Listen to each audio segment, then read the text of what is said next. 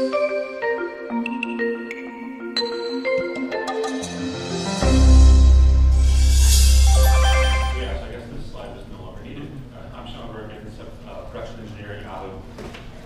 what I'm basically going to be doing is a case study for how Redis kind of exploded 4 or 5 years ago. The pain we kind of went through once the dust settled, and how we kind of cleaned up, and what we're doing in the future by going towards Redis cluster. So several years ago, when Redis became popular, Flickr developers started using Redis a lot. They were using it pretty much at will. Everyone was a PD team at the time. We didn't really have Redis on our radar. There wasn't a Redis admin like we have today. So there was nobody really asked us questions like, should we be using Redis?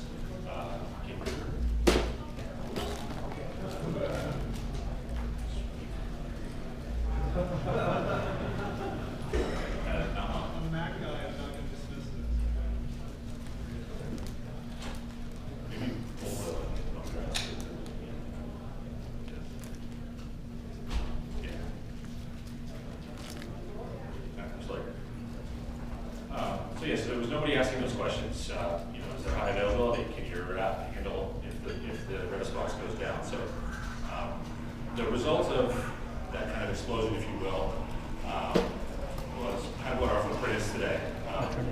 Now, I should probably explain Tripod. Other than some colleagues that are here, most of you probably don't know what Tripod is. Tripod is something that we launched, I guess, a little over a year and a half ago, and it's basically Flickr as a platform.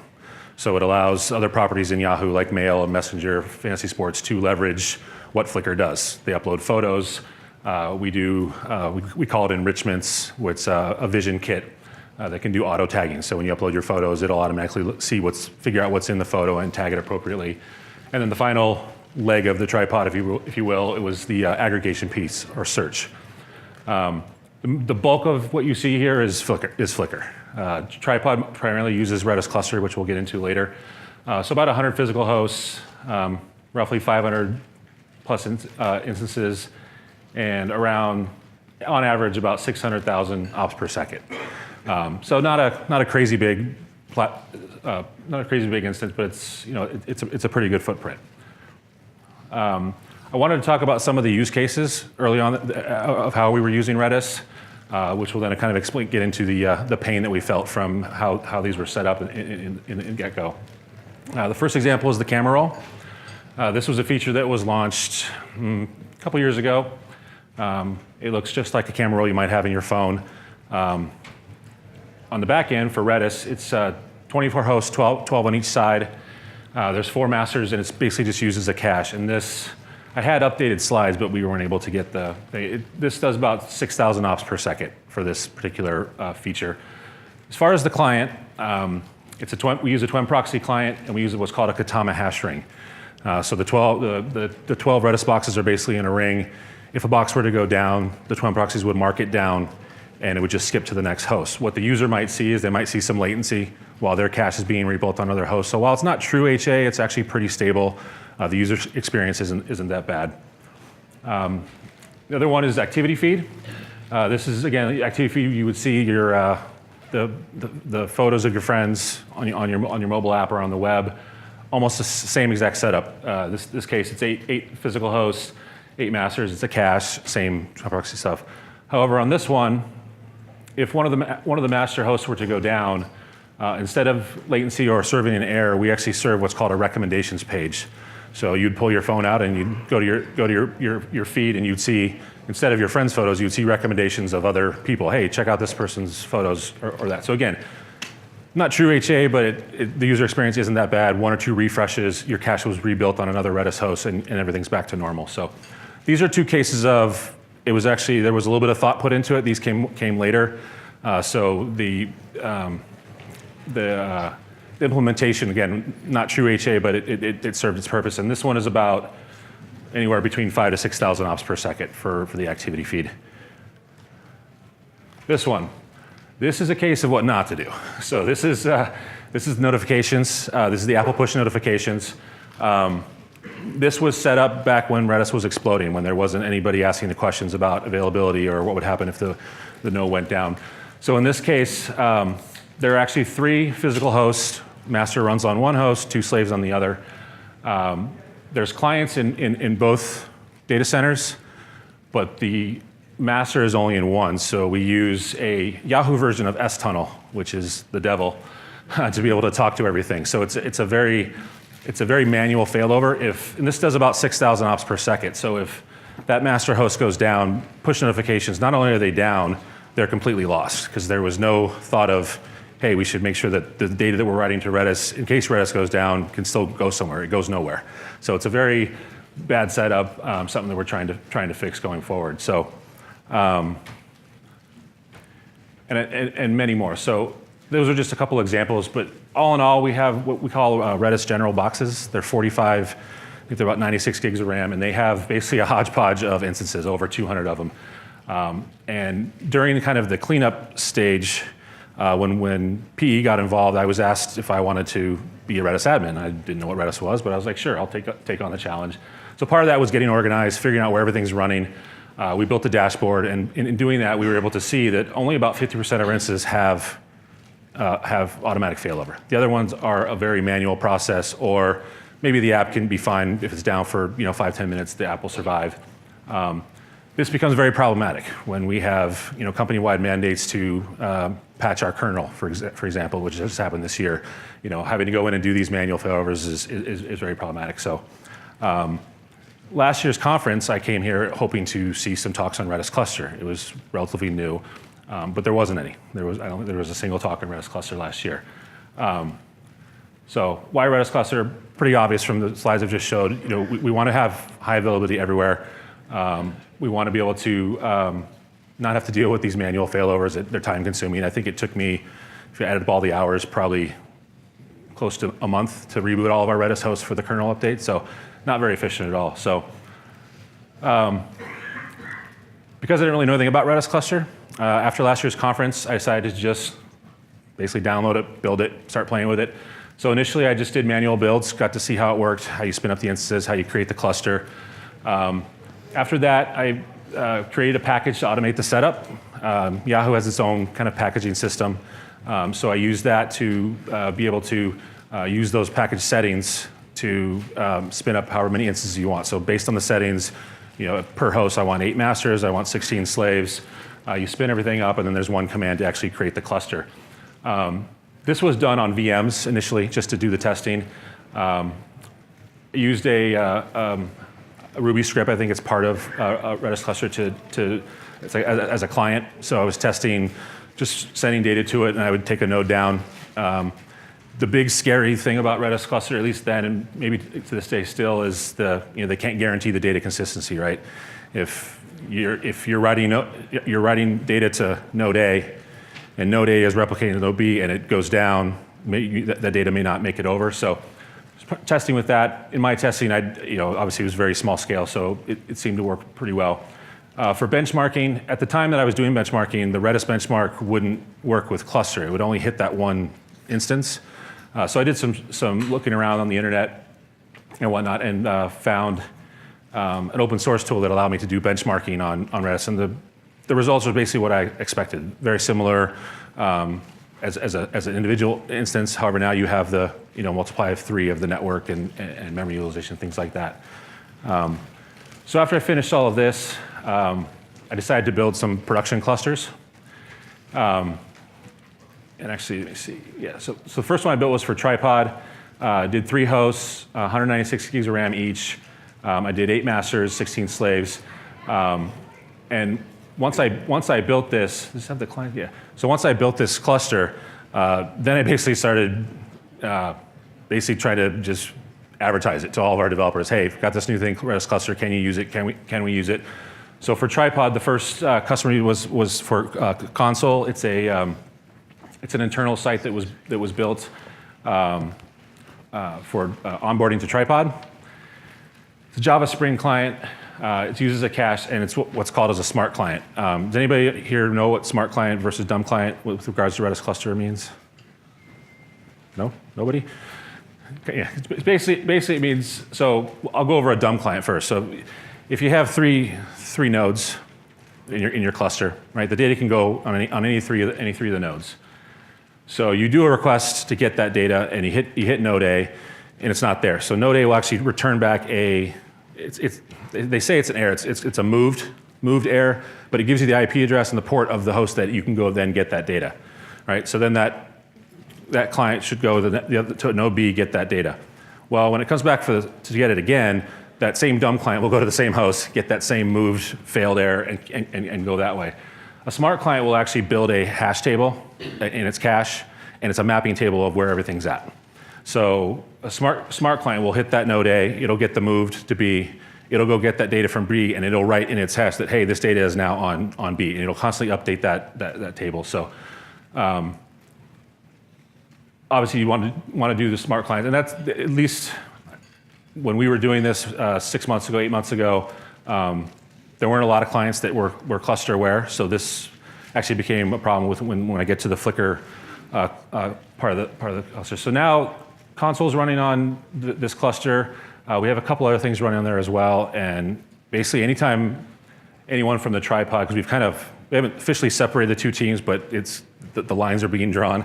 Anytime a developer comes and wants Redis, I push them to this until there's, basically I give them this as the only option. Flickr cluster, very similar, but it was a little bit smaller, 64 gigs of RAM. For the Flickr one, though, the challenges here were the legacy clients that Flickr has. I did get one bite. We launched a new service called ActivityBot about 3 months ago. It's basically a bot that monitors your activity, and then it'll send you emails saying, hey, you haven't been to Flickr in a while, check out your feed, or check out this user. You can opt out. We're not in the business of spamming people. This one uses a KUE library and Node.js as a queue, and also it's a smart client. So this is kind of where we're at in the sense of I have started conversations with our developers on moving that hodgepodge of Redis generals, the 200 plus instances that don't have HA, moving them to Redis cluster. Like I said, the problem is Flickr has a lot of legacy code. They were, I think 2005 is when Yahoo acquired them. It's still like PHP 5. So I've been working with developers to try to upgrade to PHP 7, which is cluster aware.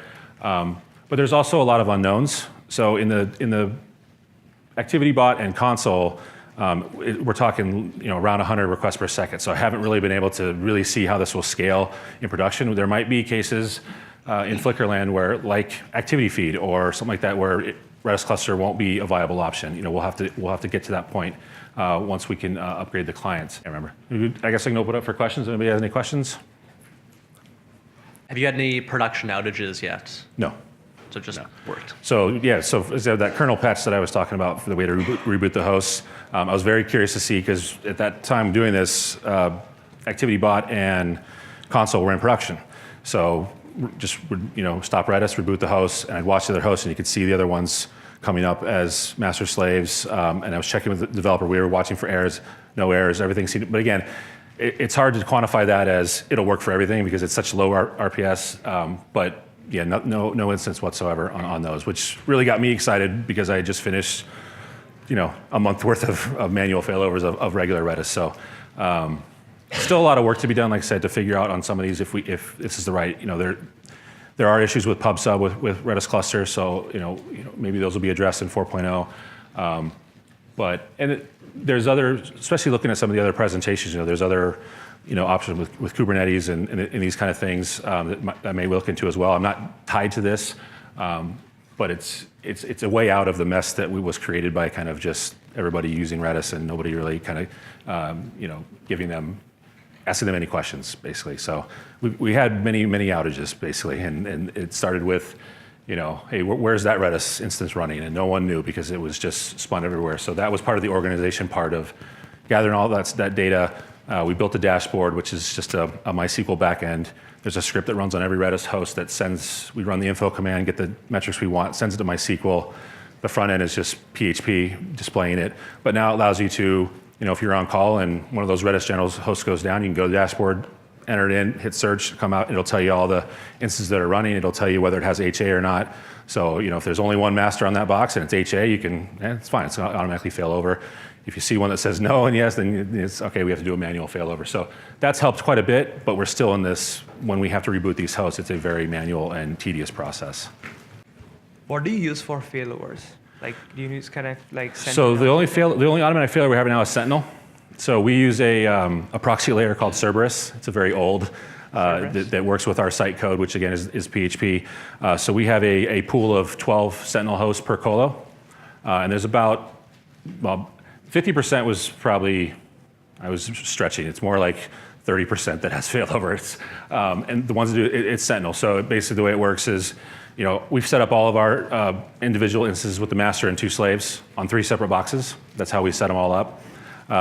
Master goes down, Sentinel will see it. It'll promote the one of the slaves as master, and then it'll update Cerberus to say, hey, this is the new master now, and then site code will then be sending to that. We also set slave priority with Sentinel, so that when that master comes back up, it turns back to the master, because we have full CI/CD and we use Jenkins screwdriver, that kind of stuff, and we call them YIDA files, that basically just a list of packages and settings. So we want them to fail back to where they were, otherwise you have to do a push to get everything updated. So it'll fail back right to the way it was once that post comes back up. But again, it's a very low percentage of all the instances we have.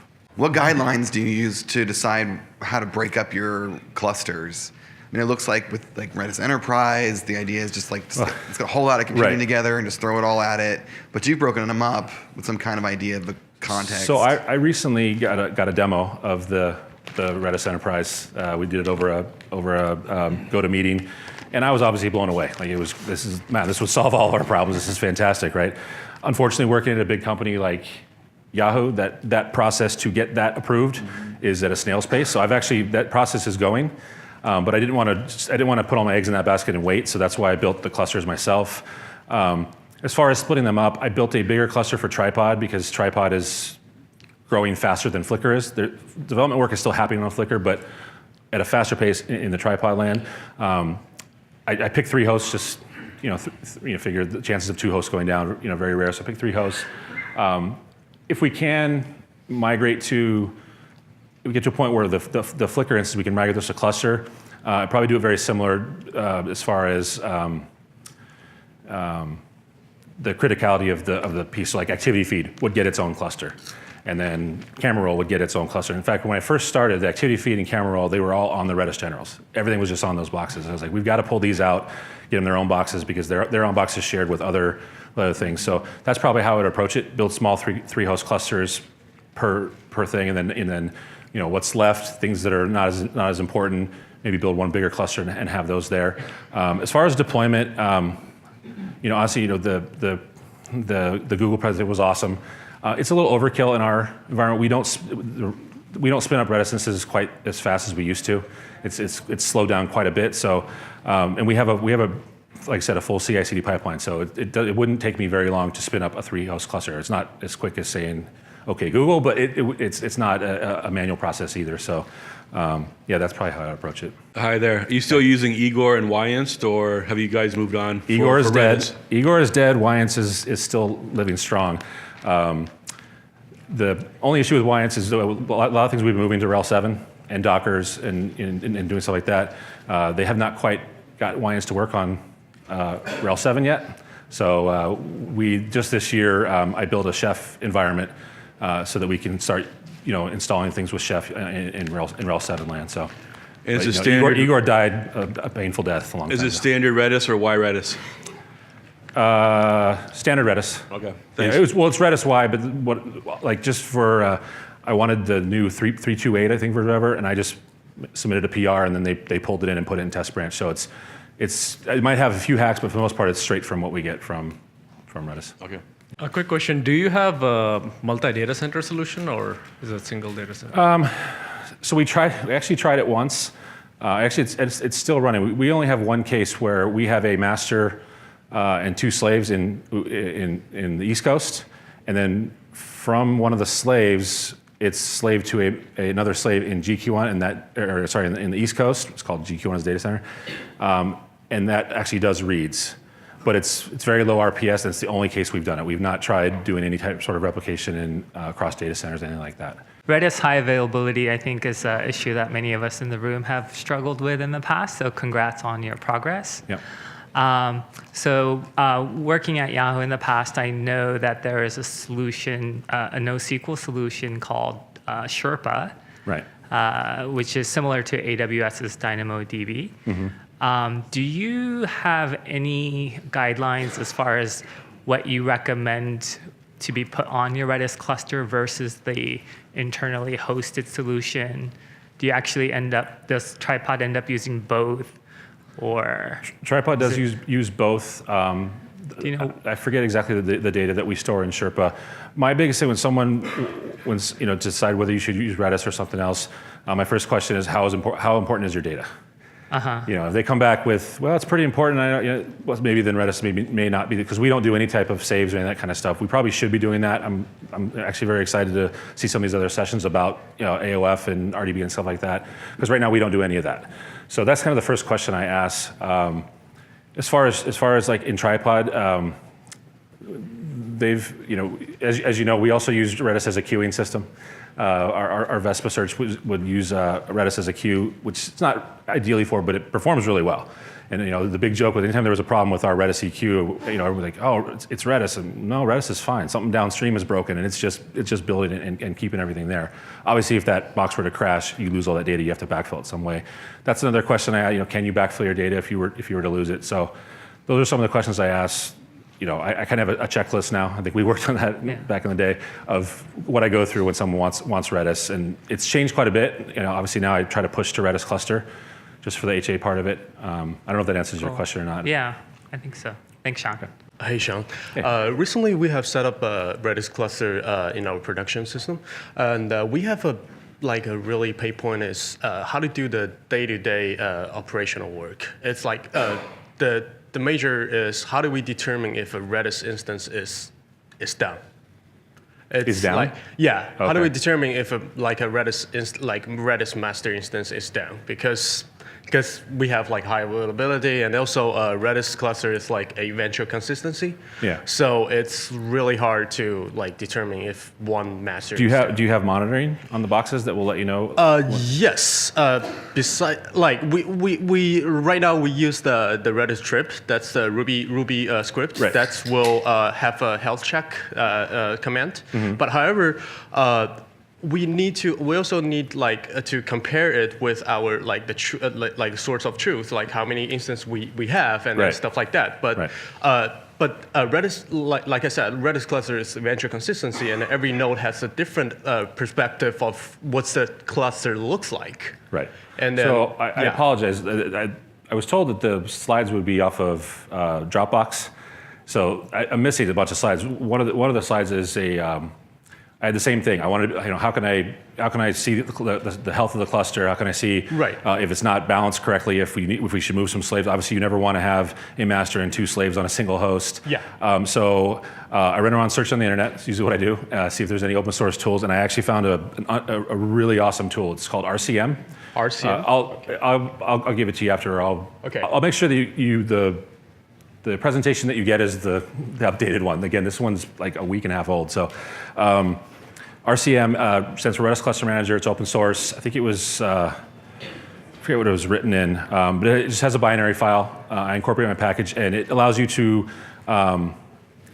in all sense of the word, it's pretty much a tribe replacement if you want it to be. I still use tribe to create the cluster, but it has a status you can run, a status V. It'll show you the hash slots. In fact, the two screens that were up there, that was actually RCM output.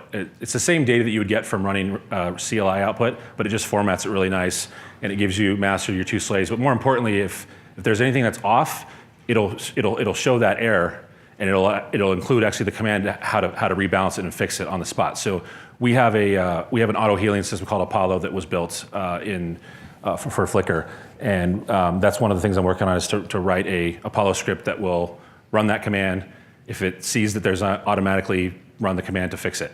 Okay. And then obviously send an alert. So we have pretty good monitoring, alerting, and graphing. We use Ganglia for graphing. It's a little outdated, but it's what we use. So all the Redis cluster hosts have full graphing on all the metrics. They do go on the dashboard. As far as alerting, we have a host life. If the host is down, we'll get an alert. Yeah. It's pageware, that kind of stuff. But the RCM tool would probably really help you out as far as seeing the health of the cluster, how to fix the cluster if it's balanced improperly. Okay. Because really, like when I was doing the patch kernel upgrades and I was rebooting the host, I don't really care where things go. Like if you look at it, it looks kind of unbalanced, but it's green. It checks out. There's one master. There's two slaves on separate hosts. All like I said, you don't want any case where you have a master and two slaves on the same host, because then you're killing yourself. So you could be kind of anal about it and go make sure you rebalance everything perfectly. I don't. As long as it checks out green and that check comes back as green, then I feel like the cluster is healthy. Okay. Thank you. Yep. Just a follow-up question for that. So if it does come up initially with one master and both slaves in the same node, how do you remediate that? Do you just trigger failovers until it's green, or do you have something upstream that actually specifies whether it's So that RCM tool will actually give the command, and basically what it's doing is it just migrates. It uses the cluster migrate command, and it migrates one of the slaves over to another box.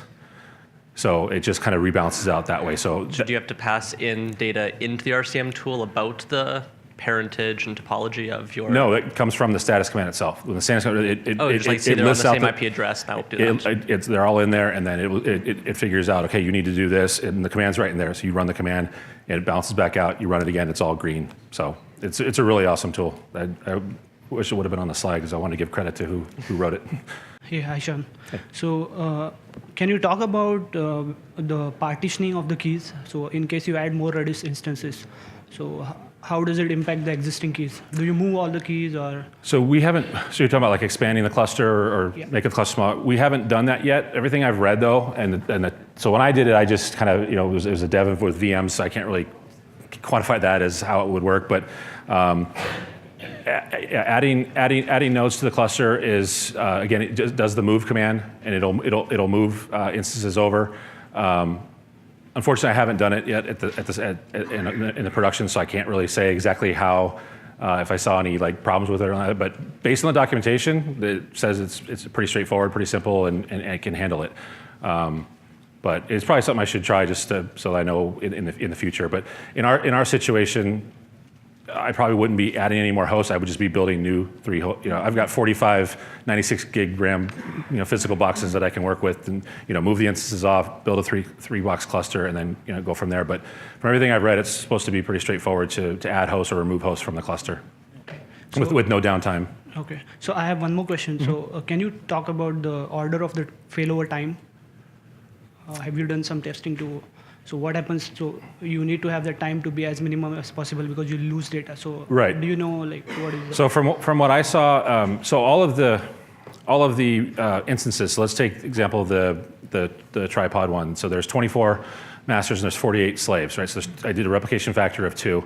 All of those instances have an additional port that they use to talk to each other, right?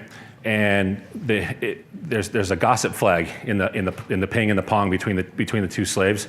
So slave A will say ping, and if slave B comes back that it's not there, it goes in that gossip flag, and A will say, hey, I think B is down, but I'm not gonna mark it down until someone else confirms that. And so then maybe node C will confirm, say, hey, I can't ping B either. So then it'll mark it down. Again, you always have that possibility that data is being written to the master and then it's being replicated, and that master box dies, right? So that's that balance of is your data resilient enough for that? Can it if it's a cache, fine, you can repopulate that data. But from everything I've seen, the timing. I mean, I'm not looking exactly at it seems to me it happens pretty quick. When I took the host down, I'm watching their boxes, and I'm running status command, and it's master, slaves turning to master. Does that answer your question? Or I haven't looked exactly into the exact, which one it picks or why it picks one.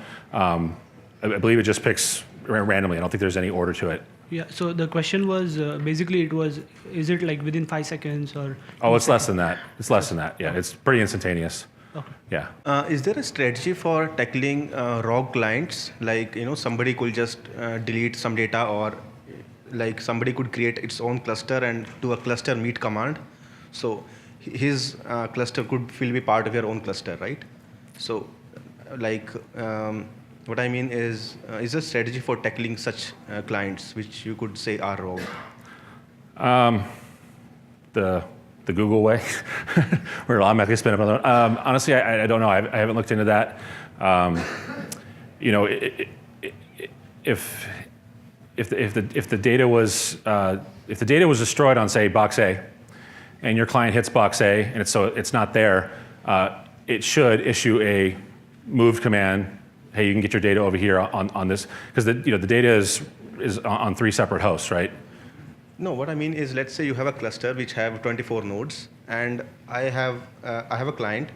Instead, I just create another cluster. I do a cluster meet, right? So you are you own the cluster 1, but somehow I make cluster B as part of cluster 1 because you cannot really prevent me from firing a command cluster meet this cluster, right? Oh.